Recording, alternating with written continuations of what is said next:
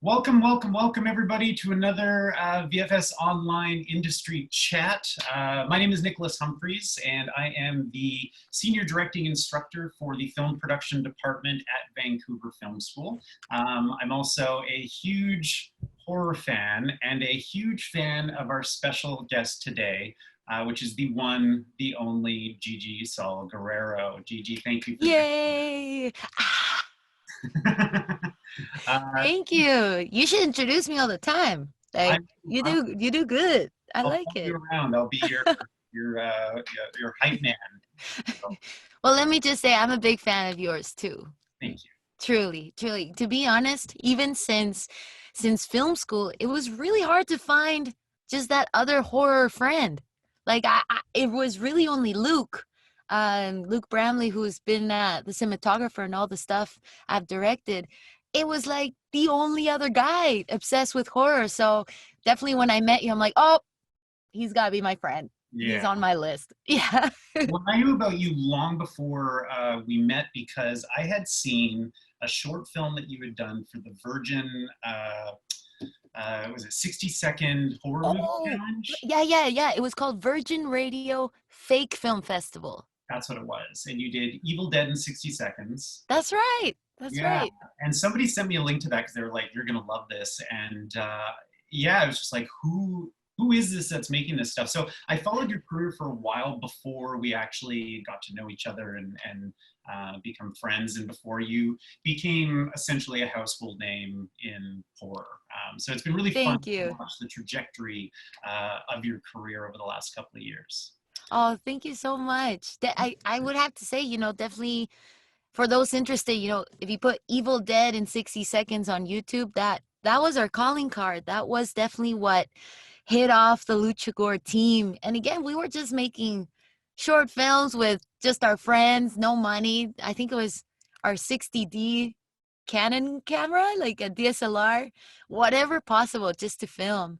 I'm so excited that you saw it. So Well, thank you. speaking of origin stories, I think we've got a lot of emerging filmmakers in the room today, I'm sure, and a lot of fans that would just want to know more about you. Can you take us back to when you fell in love with film, when you fell in love with horror movies specifically, and what it's been like for you to climb your way to now working for Hollywood studios? You worked for Warner Brothers, you've done 2 projects with Blumhouse, you have a first look deal with Blumhouse. Like, how does one go from Evil Dead in 60 seconds that?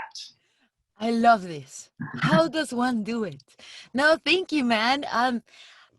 It's you really have to have a clear mindset of not just where you want to go, but almost like what is your brand? What what says, oh, let's say this is a Luchador project, or oh, this is a Gigi project. It's almost like you have to, as you're practicing your work, you have to really be in love with the voice that spoke to you, that voice that when you told that story, you're like, ah, that's very me. That's exactly who I am, what I represent.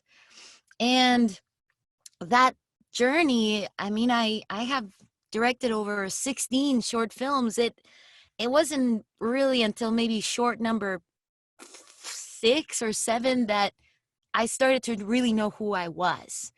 And for some people, it's on the first film, or they get it right away. But for me, it took a while. But I think I fell in love with it way back in the day. I think two parts of the story with horror is because I was not allowed to watch any of it. Some people know my mom. I come from a super religious Catholic Mexican house. Like everything here is the devil. So you walk under the stairs, ooh, superstition. You drop the salt, ooh, the devil. You put your purse on the floor, ooh, the devil took your money. Like it's like it's like that in this house. Everything is the devil. So, I just wasn't allowed to be exposed to any of that stuff. A lot of superstitions in my house. In Mexican culture, we're very spiritual people, and we even look at death differently. So I was growing up very curious. What is my mom hiding from me? And the only thing I would watch after school as a kid was plastic surgeries on TV, because my mom just she was not allowing me to see anything. So that was for me my thrill, my horror, you know, until few people know this story, but my first film was Child's Play 2. That was my first time watching a horror movie. And I think I was 8 years old. And I borrowed the VHS at Blockbuster. And I say I borrowed because Mexicans, we don't steal, we borrow for a long time. So so I took it. I took the VHS because I loved walking down the horror aisle, and I was like, oh, I gotta see one of these. And it was Child's Play 2, that cover of the VHS. I think it was Chucky with giant scissors, like cutting the head of a little guy, right? And that was to me so visceral and so visual. I was like, I gotta watch that. And yeah, that changed my life, that movie. And that's because that experience of knowing what it is to fear a visual story, I never understood that feeling. And by that I mean I didn't know a movie could follow you home. It's really cool how even movies like Jaws, people couldn't get back in the water, or arachnophobia, you know, it's really cool what a movie can do, not just horror. And I still remember that feeling of Chucky is in the room with me. But I loved it. Right. I wanted to see him because his presence was so strong. So that has inspired me throughout the years of how can I make a movie that will make people feel something, that will make them think, even if it's a social commentary or the gore or anything. And throughout my career or my portfolio, that was something I always kept in mind, was what moment or what part of the movie can go home with the audience. And that's been my biggest inspiration. But you know, growing up, to not make the story too long, I feel like I'm going to talk forever, but um, I didn't know I wanted to be a filmmaker. Moving from Mexico City to Canada, my life was changing really fast. As a teenager, I was obsessed with sports. That's right, guys. I wanted to be the next Olympic athlete. I was ready. And we moved here. I was like, oh my gosh, skating rinks. I want to learn how to play hockey and skate.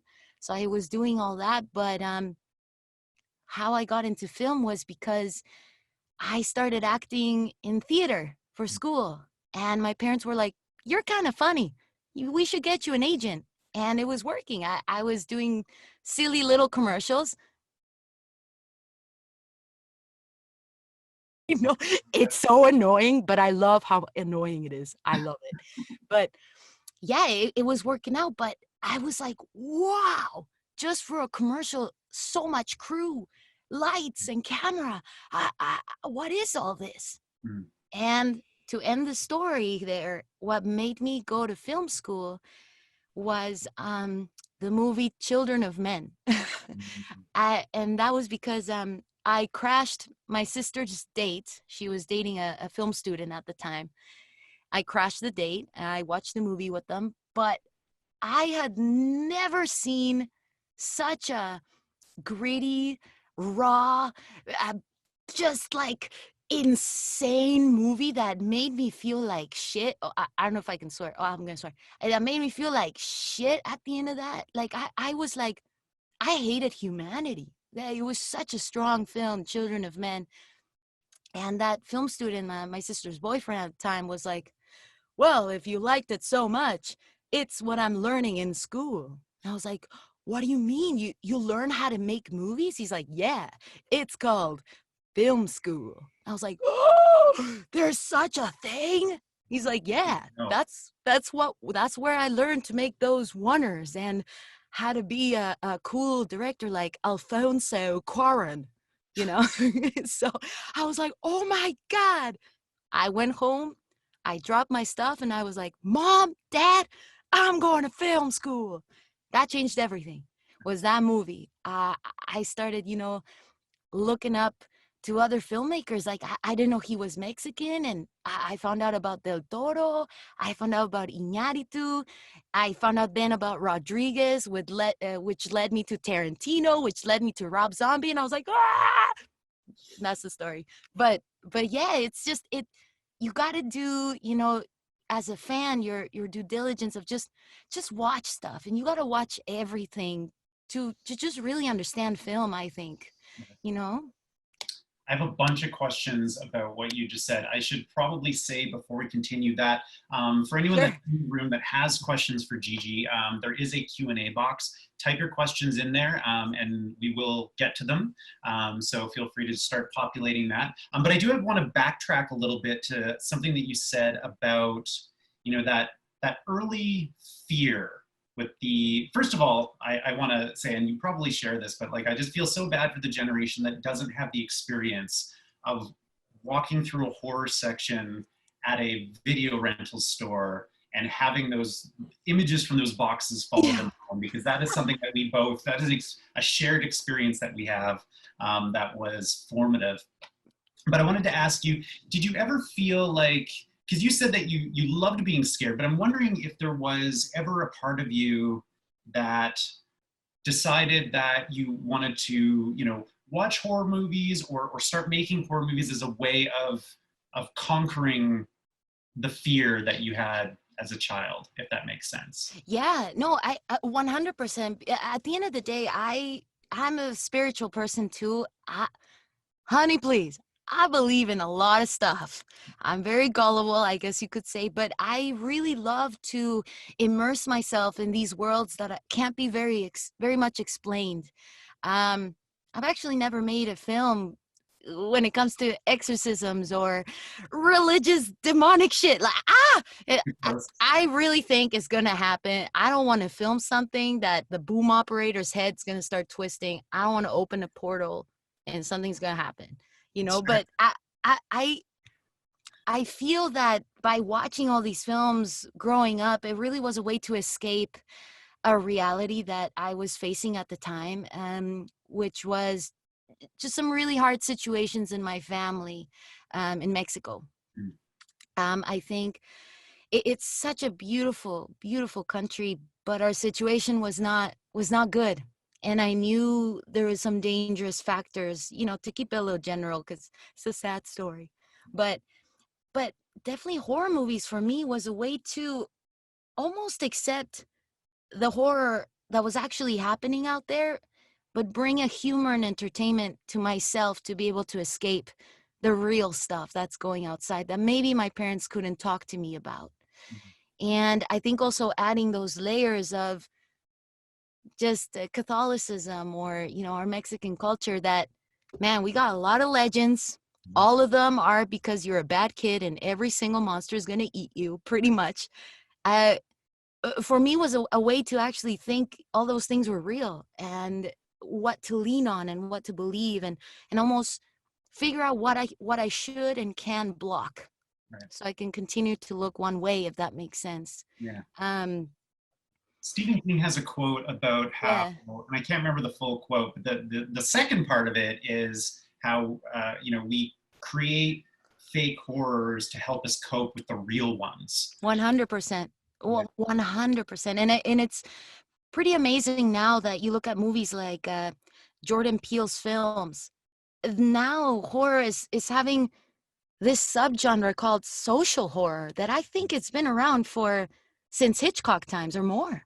And now we're finally actually recognizing it in a more, I don't want to say mature way, but people are actually fully considering to watch horror movies because they do have something to say.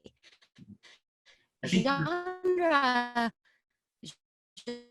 films are truly, they're so powerful because you can take, oh, can you hear me now?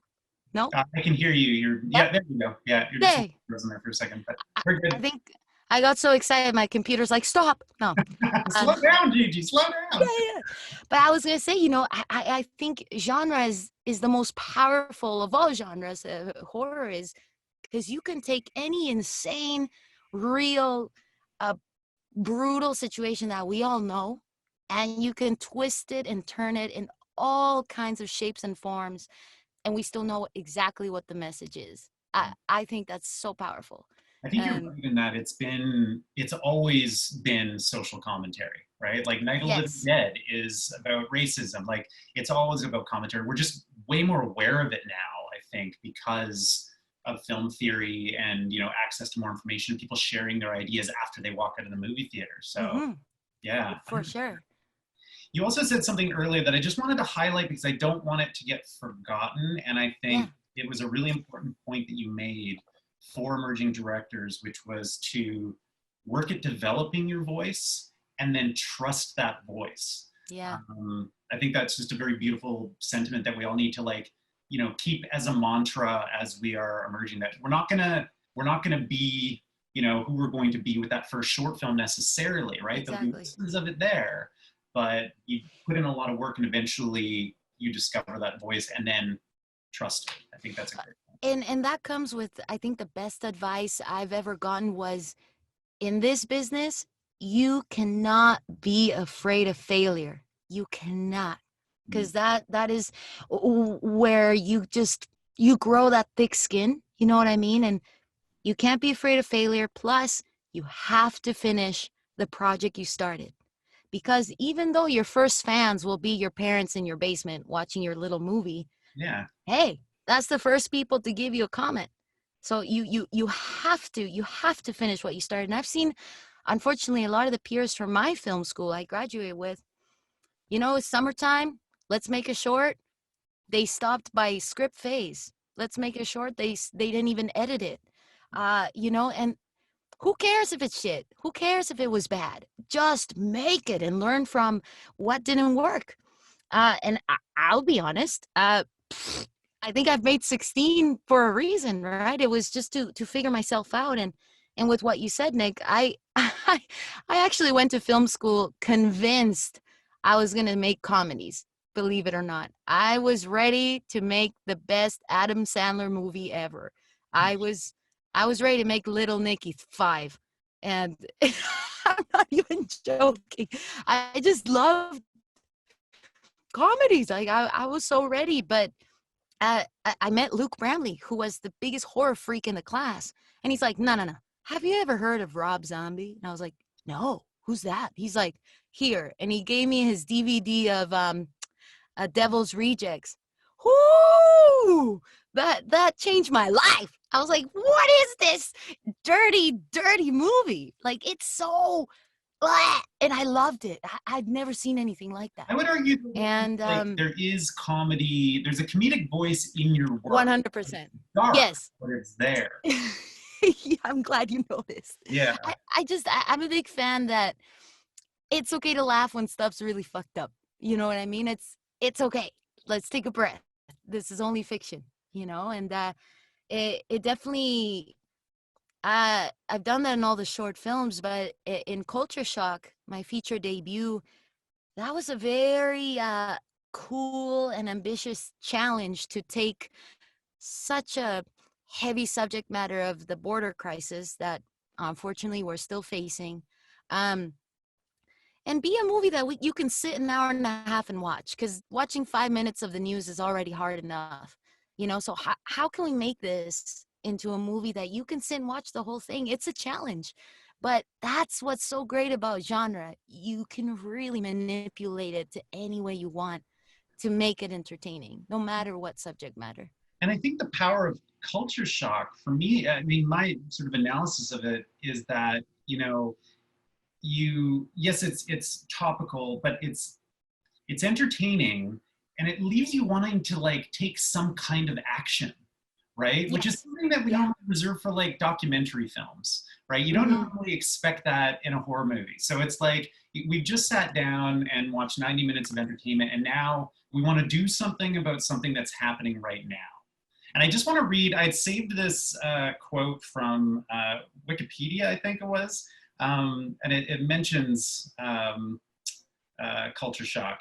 maybe we got the wrong quote, but it says Guerrero has been praised as one of the top emerging directors in the horror genre by Empire, Dread Central, Bloody Disgusting, and Variety described her as part of the new Latinx talent. To put it simply, Culture Shock is a film that everyone needs to see. It is not only Into the Dark's best installment, but one of the best horror films of the year. It will change you, and it will use reality to do it.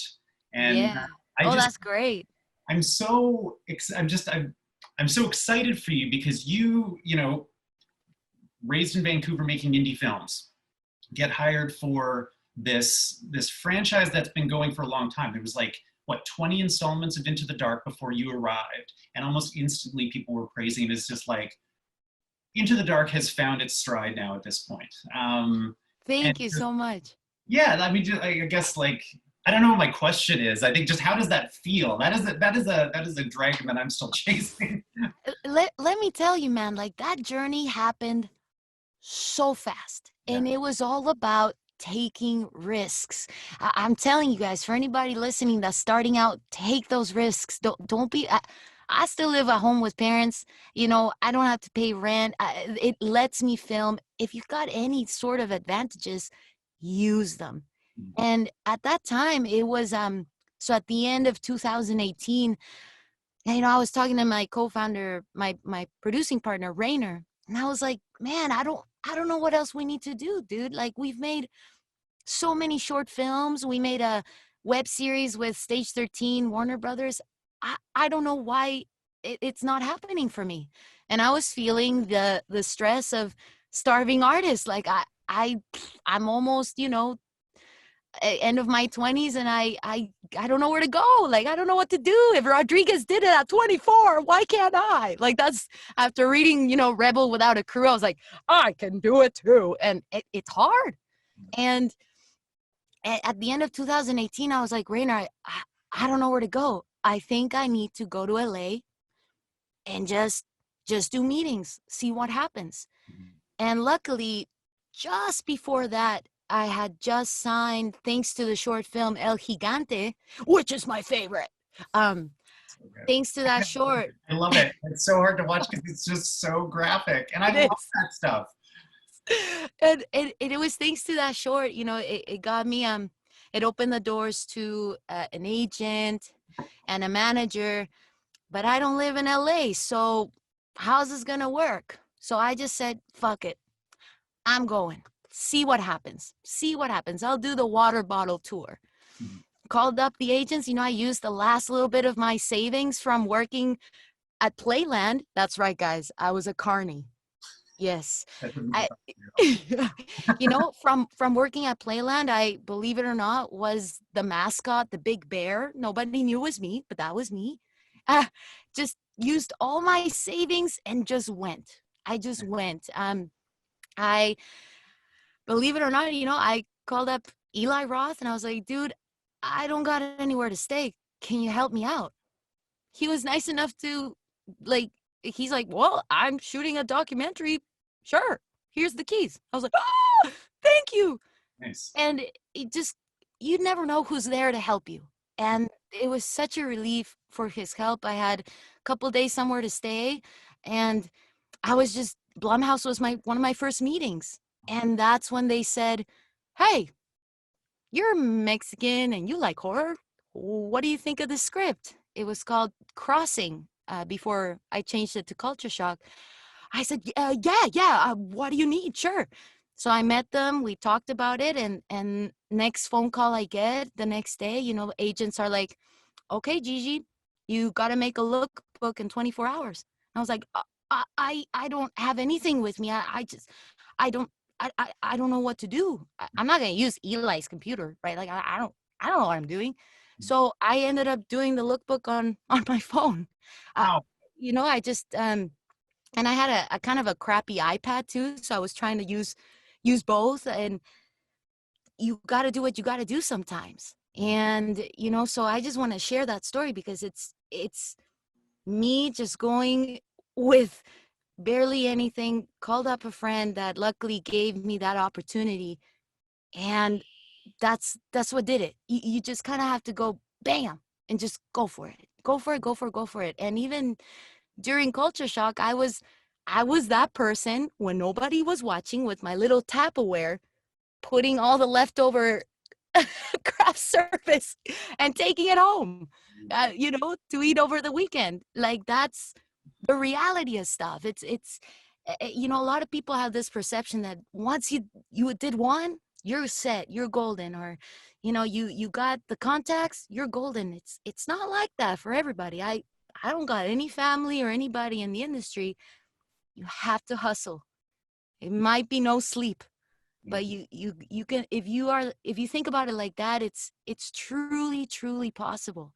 And yeah, I'm excited to share that with you, because it was just a decision. If I didn't go to LA, I don't think any of this would have happened. And it was thanks to just the support you get, for I sure. wanted to circle back to your lookbook, because this is something that, Yeah. I think, at least from what I hear, can really make or break you getting a gig. So do you think that Hmm. they knew before the lookbook, or what do you feel like the lookbook might have been the thing that made them go, okay, she has a plan, she has a vision, let's go? Yeah. 100%. I showed up to the first meeting empty-handed because I didn't know what to do, right? And luckily, one of the best things I've learned is you got to treat these meetings, if you show up with nothing, treat them like you're meeting for a beer. And you want to really impress them in those 20 minutes, 15 minutes of who you are as a person. Are you likable to even work with?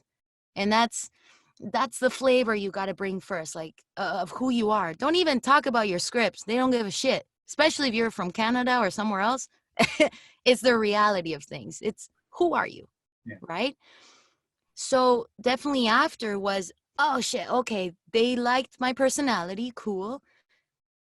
Now this lookbook's got to really show what I'm talking about. And again, I really only had my phone and the oldest iPad possible to make just whatever. And I can actually show you guys here. Okay. Do you have the screen sharing, If they can disable me as a host, yeah, I can. able you as a host, I think. If you have the ability, you should be able to share screen. It says I have to host disabled attendee Oh, screen okay. sharing. So Matt, is it I possible think to the VFS folks. be a co-host? And then, just so everyone in the room knows, after this, I will get to your questions. I see them piling up, and there's some good ones in there. So we will be transitioning shortly. Yeah. Um, Here, I have it right here. So check this out, actually. and this is for culture shock. This for culture shock. I mean, it's not the greatest, You put but this under your it's title, just, this is the default page. So right? I just click default, whatever, So one of the things to consider is, and this is something that, I love sharing when I teach at VFS. One of the first pages to put on the lookbook, and again, mine's like a half lookbook, half quick PowerPoint presentation, because I didn't know if they were going to put it on the TV. I didn't know if I was going to sit beside someone. So I decided to do both as a combination, that I can talk about it and it's visually pleasing. So you got to almost think like execs are like children. You got to almost read them a pop-up book that they're like, ooh, yay, haha, literally. So one of the things I love to share is make your first page the exact references you're talking about. So the first quote I said was, crossing is going to be, think Sin Nombre meets Pleasantville gone wrong. Bam! You're putting a visual immediately in their head. And I can't recommend that enough for a lookbook, a presentation. Just give people immediately the film or the two movies that they can immediately go, oh, okay, I know what kind of movie this is going to be. And for the rest of it, I'll go through it really fast. Even though there is a lot of different movies, I still went ahead and used, in this case, instead of Photoshop, I was using Instagram filters to just color correct images to make it seem it's the same movie. It's something I can't recommend it enough. I was even using GIFs, so it could just be somewhat in motion, just putting a little bit about the movie. I was immediately talking about palettes and what the message is. You know, I'm more, I lean more towards the visuals. So immediately, you know, and if it's Blumhouse, I got to put a few Blumhouse pictures, you know what I'm Yeah. saying? That's Right? really smart. So you're all, basically, if you can give people visuals right away, they're gonna know what you're talking about. But again, everything just was on purposely slightly color corrected so they can know what kind of movie I'm doing. If anybody has seen Culture Shock, it really is two different worlds. And that was my most important element. So depending what kind of movie you want to talk about, you're going to have a page that's the thing that's going to make this movie stand out. So for Culture Shock was the difference between two worlds. Again, this is simple AF kind of page where, here we go, where three pictures told exactly what I was talking about, where the difference between two worlds, which is, let's say, Mexico and the American dream. That was all I showed, was just this very, very simple page that was enough to sell it to them. Of course, more references of what it's going to look like between worlds and so on and so forth. But the most important thing was, although there's at least 12 different movies on here, they all look like it's still the same movie. I've seen a lot of lookbooks that they have so many pictures and references, and it doesn't even, you can tell it's just grabbing and downloading images off the internet. You have to put it together to really make it seem, um, you know, the same movie. And of course, my style of lookbooks, I put a joke at the end because I just think it's hilarious. So before I showed this slide of, yes, it's full of Mexicans, before I went to that slide, I said, but the best thing about this movie is because it's going to have this. And I went to this slide Yes. and I'm like, it's going to be full of Mexicans. And they laughed. Um, yeah. And of course, at the end, you put your work, blah, blah, blah. But It's like almost like the yeah. images are more important than the text. Oh, Um, yes, 100%, 100%, because they 100%. at that point, right? Like they know what the movie is. They want to know how you see that coming to life. Exactly, exactly. I mean, even the lookbooks I've done now that are 100 times more, uh, I, I almost want to say advanced than that first one I ever did, I still don't put much text. Most of my text will be a massive director's statement, Mm-hmm. which is like now the start of a lookbook for me. Mm-hmm. Um, because I talk about just the entire vomit of what I need to say. Then just visuals, visuals, a little explanation, visuals, because it's just, that's how we see a movie, is visually. So I couldn't agree with you more, Nick. Like, you don't have to put so much text. It's like a PowerPoint presentation. If it's all written out, Yeah.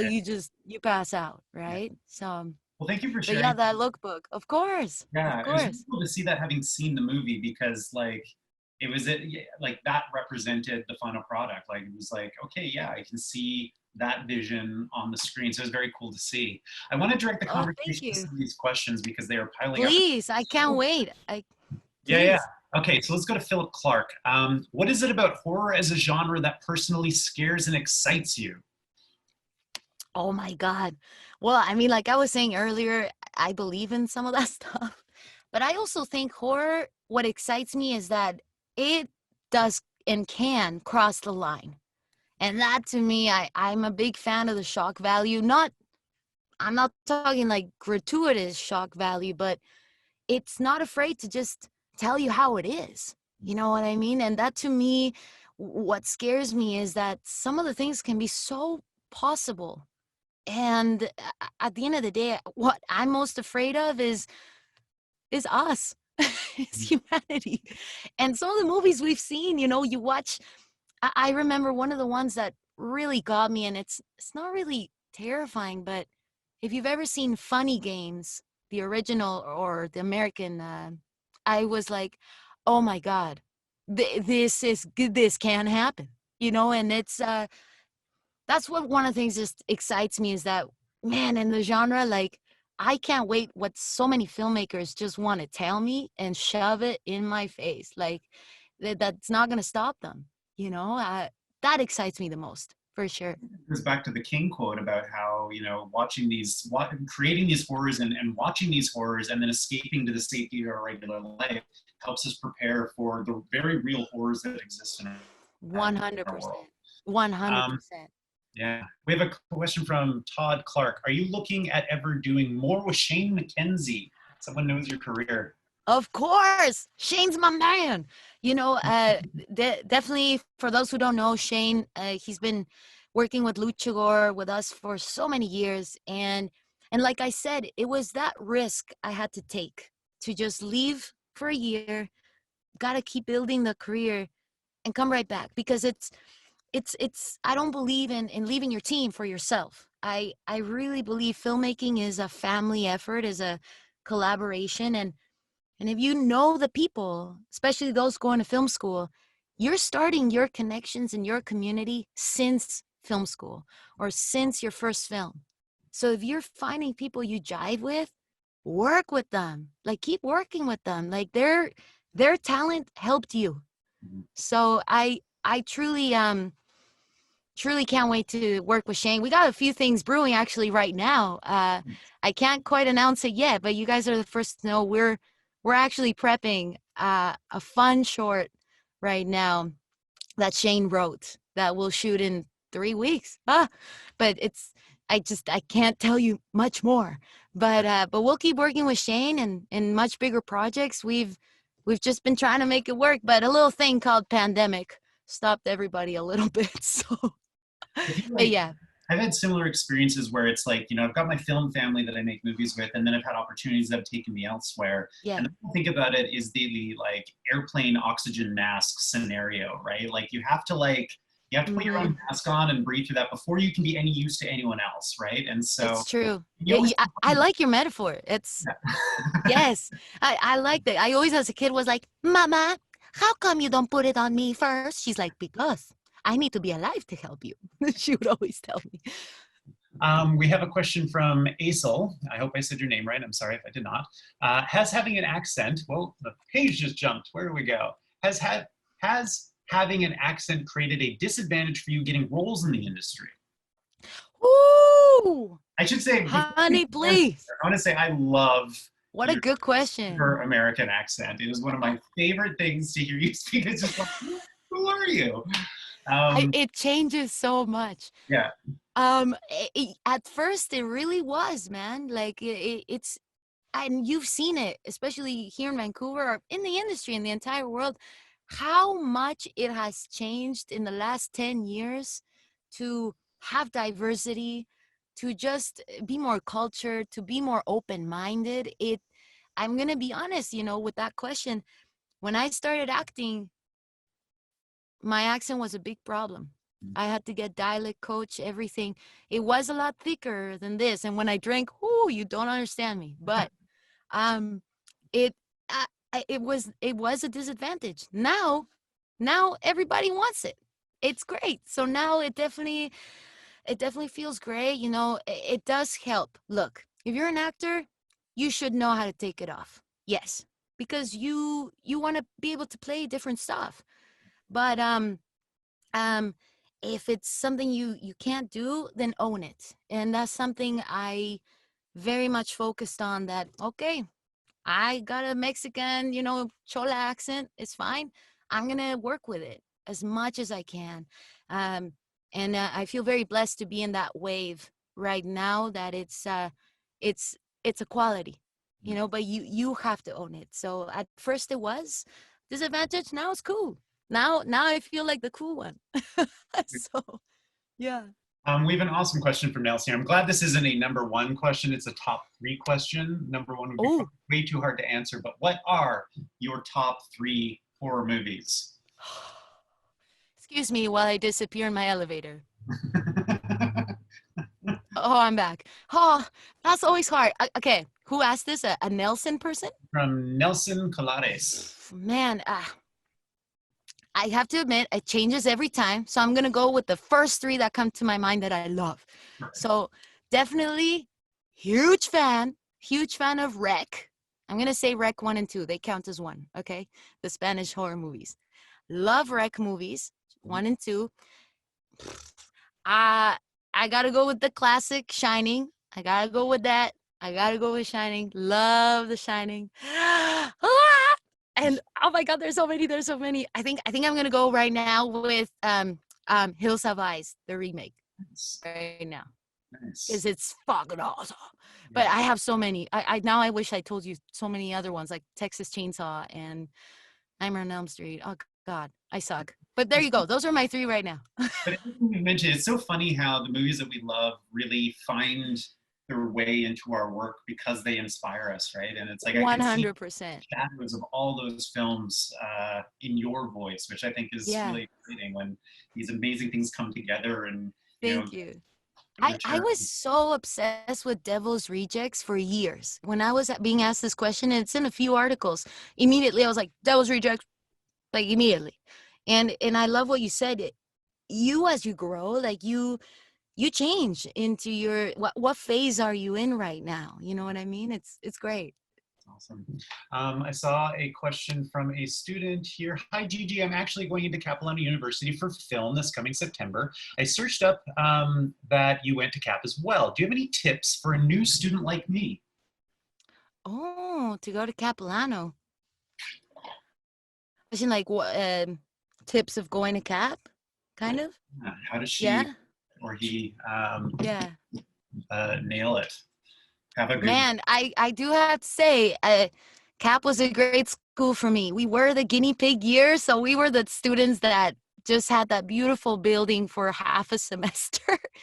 So, my tip is whatever the school gives you, use it. You have to. I see a lot of times, even, outside of a film school, look what resources you got. And use them. Like, beautiful studio allowed, use it. Beautiful camera allowed, use it. Like, Capilano can be intimidating of the size and the so many classes. It's different from VFS in the sense that it's a university. So there's so many different programs. So it can feel really intense. Like, also being the film group, so excluded at the top of the campus. Unlike VFS, everybody's there for the same thing, which is film. At Cap, it can really feel a little intimidating, like, oh, I don't really feel part of the school. That's how it felt for us. We were looked at as the weirdos, that were always bothering everybody. We were filming in the hallways. We were always in everybody's way. Fuck it. You just have to go with this confidence at Cap that you're going to a great school. Like, VFS and Cap just allow us to do so much. And definitely I practiced, because it's a safe place to fail. So practice all your stuff. That's the place. You're in the safest place to grow, basically. I think students often, and I'm observing this from my experience at UBC and then working at VFS, but I think students, it's such a shock to enter post-secondary that I think a lot of people wait for assignments and shoots to come together to make those mistakes. If the gear is sitting there, find out how to take it on a weekend and practice the things that you feel like you're not that good at yet. Amen. Yes.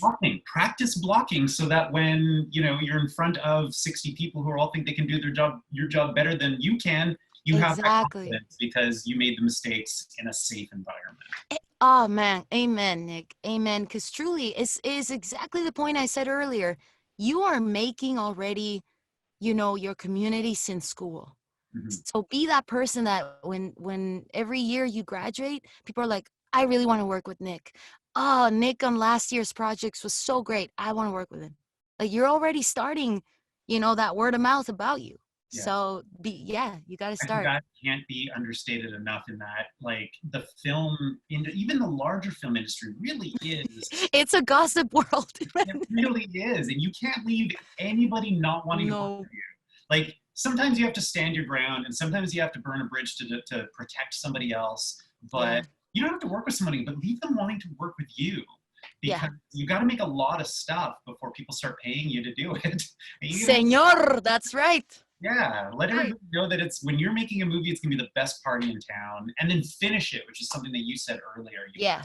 finish it because the stuff that you learn in post production, you want to make those mistakes as well, right? You want to learn how to All like, of it. fix mistakes in post. All of it. Yeah, we agree about everything. Ja asks, "What's your favorite thing about writing horror movies?" Oh man, I'm gonna be honest. Like I've been lucky enough to always either co-write or work with a talented writer like Shane. And the times that it's just been me writing, my most favorite is I always begin visually because I love visuals, as we talked about earlier.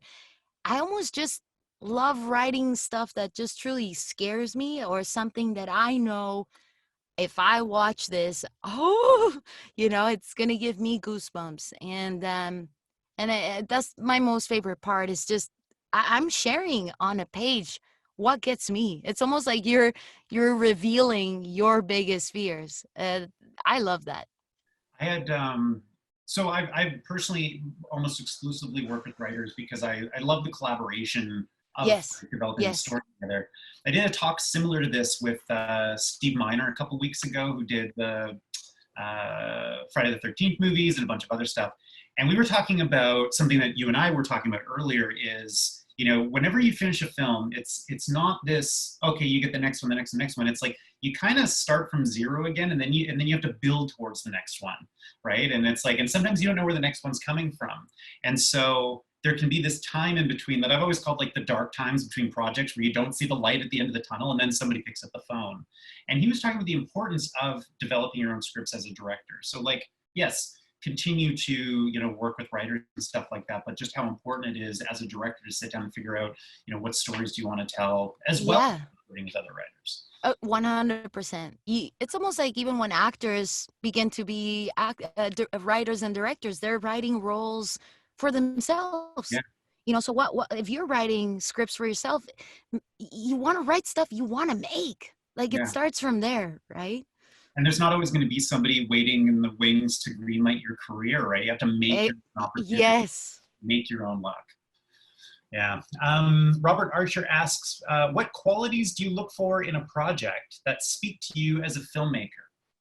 Oh, that's an awesome question. I mean, to keep it simple, again, when I was talking earlier that even though I enjoy shock value and all that, I don't like stuff that is gratuitous or that it's like thrown at the wall for the sake of, oh, look, it was a lot of gore, or look, nudity, or look this. Nah. I love a film that, yes, crosses the line, but the qualities I look into is such rich, rounded characters that I can relate to. You look at movies like Hereditary and take out all the supernatural, witchcraft, all that stuff. It really was about a dysfunctional family. Yeah. And I know people like that.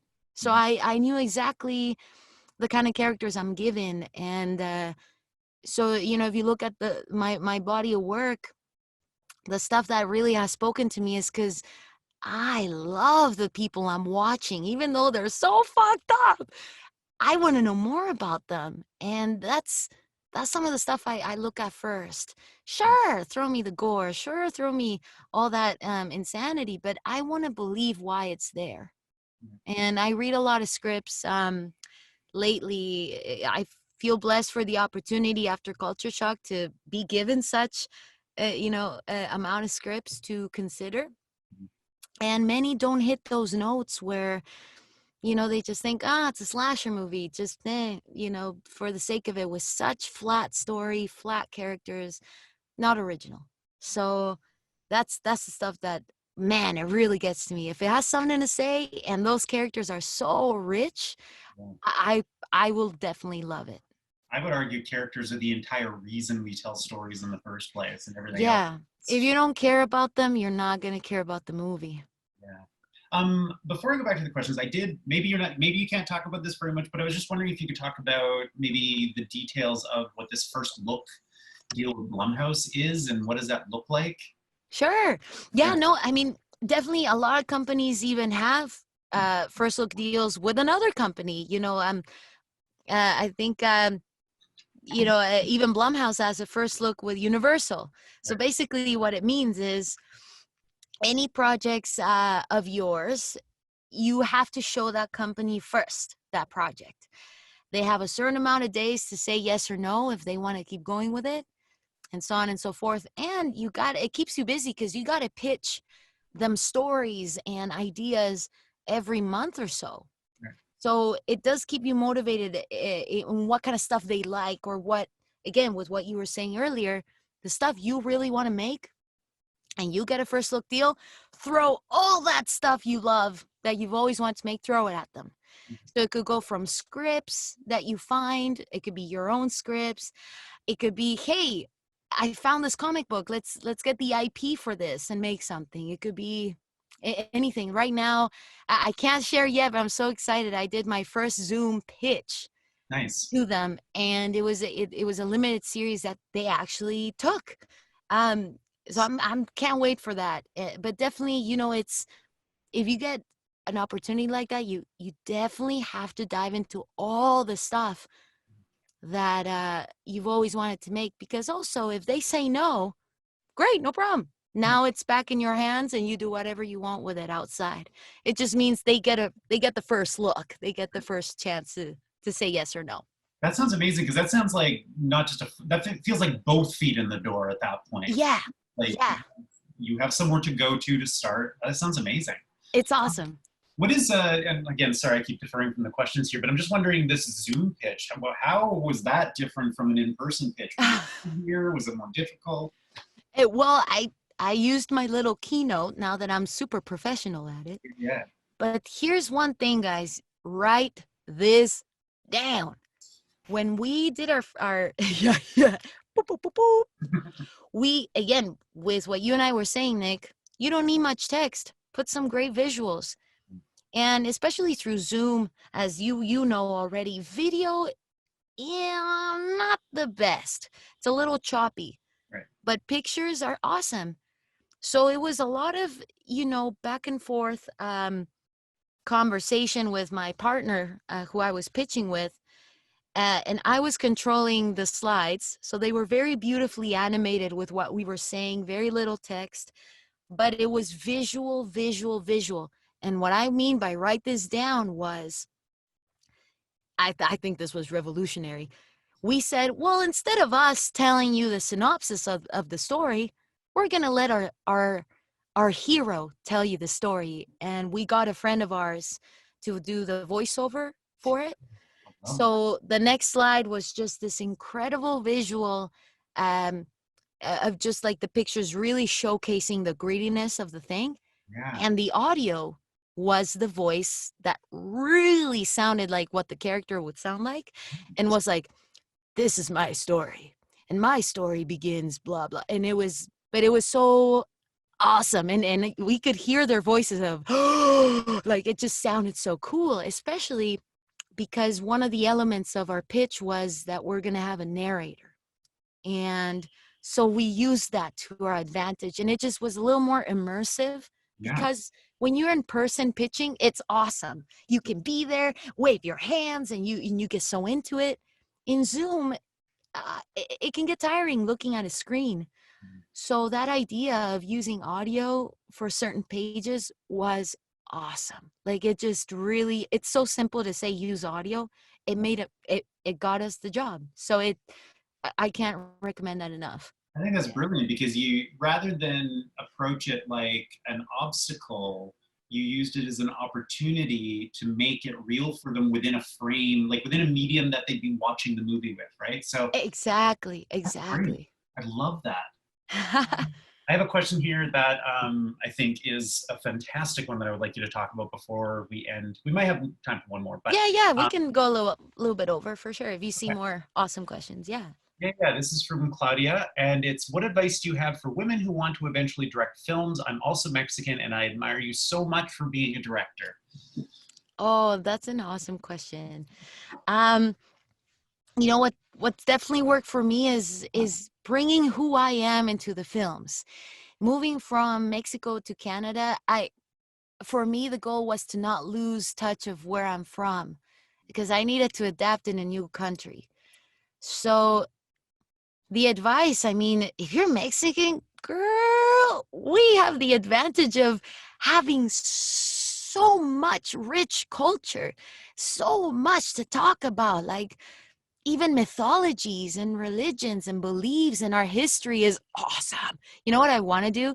What, Nick, like my goal movie, I want to make the Aztec version of 300, like fighting the Spanish conquistadors. I'm like, get out of my fucking city. Like that's what I want to make. Anyways, I'm driving away. But yes, Aztec 300. Hell yeah.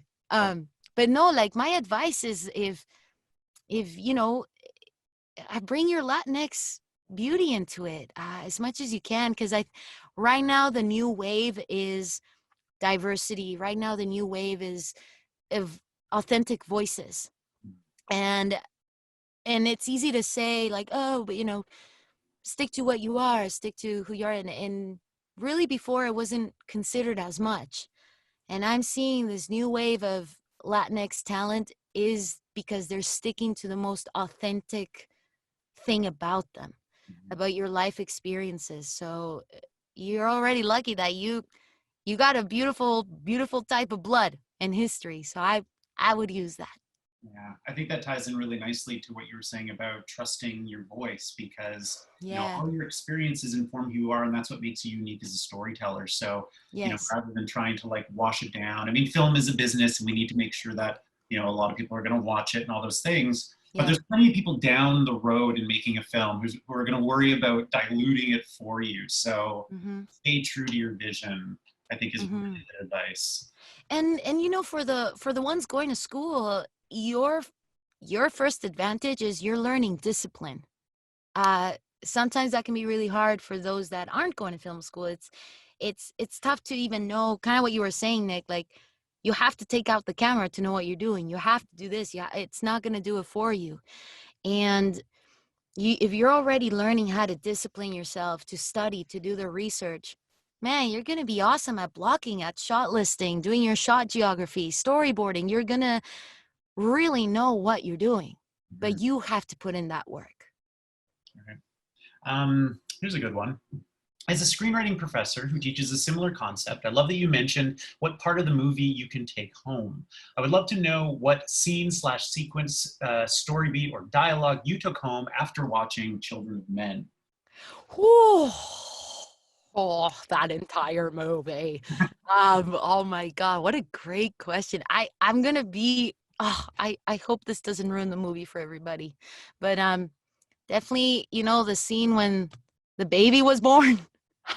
I I whew, I was so inspired by that scene in Culture Shock. For those who have now seen Culture Shock or will watch it, you will see what I mean. There was such a raw and realistic approach to the situation. It's not the way even that it was shot. It was just the unfortunate situation for these characters and the life that this baby is coming to, like this world that this baby has to be born into.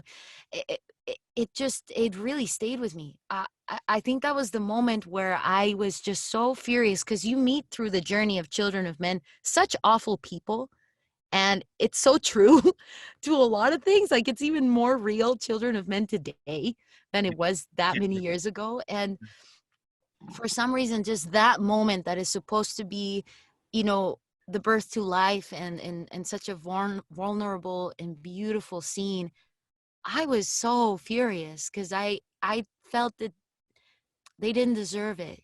uh I don't want to ruin it, but that's the moment. Yeah. Um, Maybe we'll do one more here. Let's Sure. hello, I'm going to be beginning school at BFS at the beginning of the new year for writing and filmmaking. What is the process like to take a traditionally outsider's perspective on creative work like El Gigante and Culture Shock? People can take inspiration from their unique backgrounds. I want to know the fun twists that you may have had on your own projects. Um, Oh, that's a long, I forgot already half of it. I believe there's a question in the first half. What is the process like to take traditionally outsiders' perspective on creative work like El Gigante and Culture Shock?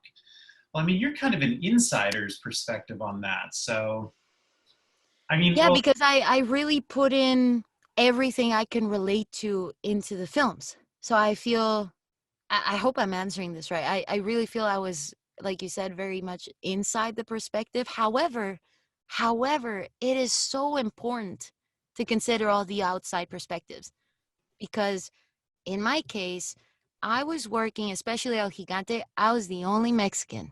I'm the only person from the creative team speaking Spanish. I'm the only person explaining this vision of lucha libre meets, Texas Chainsaw. So you have to put yourself in those shoes of the people that are like, "Bruh?"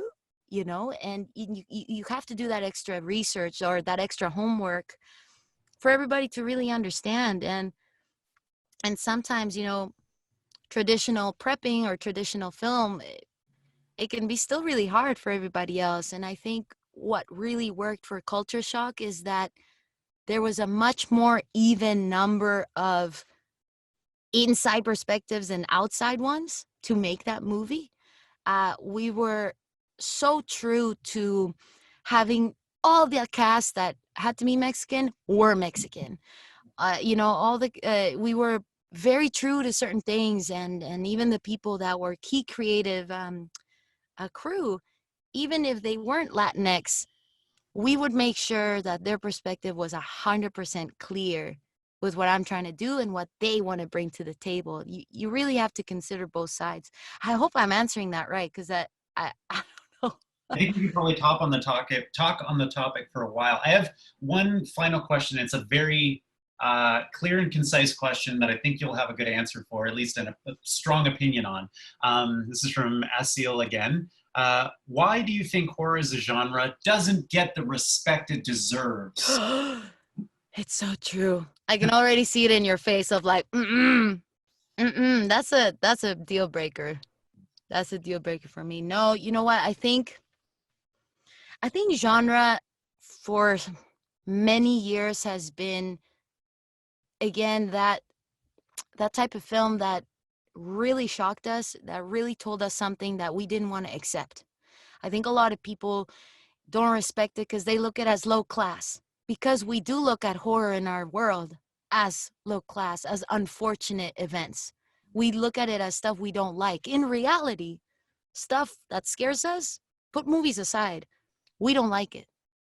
Stuff that breaks our hearts, stuff that, people dying, getting hurt, whatever. Or even, I believe in, the exorcisms. I believe in the Ouija board and all that stuff. Some people don't like it. Either they're in denial or not. Like we've grown for years and years to not like dangerous things.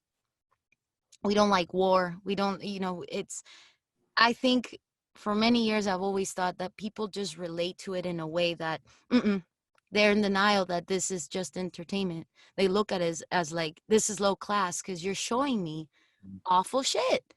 And, Hitchcock, one thing I love about him is that he was he was the first filmmaker that brought a real villain. And we're talking Norman Bates here. In that time, it was just werewolves and fantastical stuff, zombies, Invisible Man, you name it. It was horrors that were an easy escape, where that don't exist, that we can just be entertained. He brought us somebody that could truly exist next door with Psycho. And I think since then it's always brought such a impact. I'm over talking now. I'm so sorry. I just got really into the question.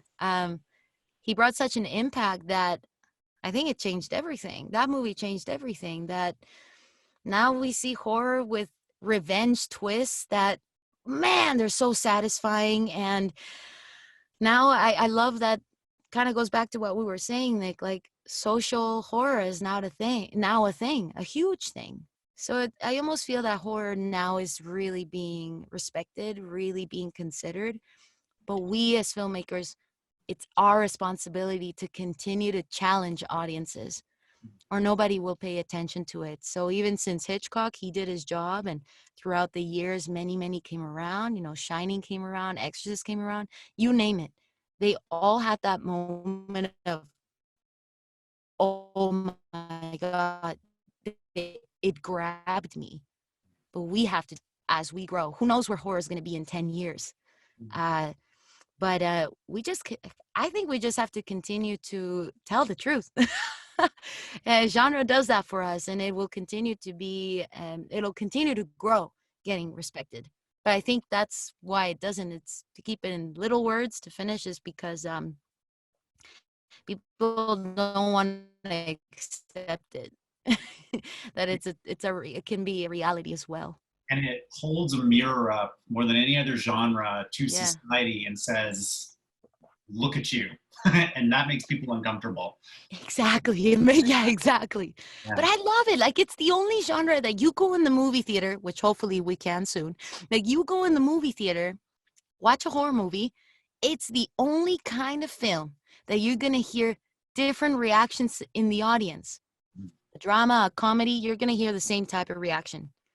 Horror, you're going to hear the freaks like you and me. Yeah. You know, you're going to hear that, scared date. Oh. You're going to see the people walking out. You're going to see people like my dad that laugh nervously because they're scared. You're going to hear all kinds. So it's interesting how many people don't like it. But now my parents, now they think they like it. But I think Too. they're It uses trying to it please better. me. They get used to it. Yeah.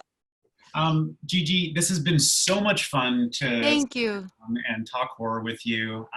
Thank you so much for your time and your thoughts on these topics. You're so full of inspiration, and yeah, this is just, I think I'm walking away with feeling inspired, and I think there's probably Thank you. that's joined us today that are feeling really motivated. And yeah, just please keep doing what you're doing and keep For sure. us posted on what you're doing, because it's been so much fun watching your trajectory over the years. So Thank you so much. Definitely, I can't thank you enough for having me, VFS and you, Nick, doing this with me. I'm inspired. I feel very lucky here in Vancouver to be in such a wonderful community. And it doesn't matter where you are. I think film is universal. And if it's something you love, do it. Do it, do it, do it. Because it's such a powerful community of artists, no matter where you are. And I love it. I love it. I'm inspired by people like you, man. I cannot wait to see, where we keep going and where we grow as a group. Yeah, I mean, sorry we didn't answer all the questions, but I'm super friendly on social media. So please, let me know if I missed your question today, and I'll be more than happy to answer it back on Twitter or whatever. I'm going to shout out your taste. So it's Horror Guerrero on Twitter. And everywhere.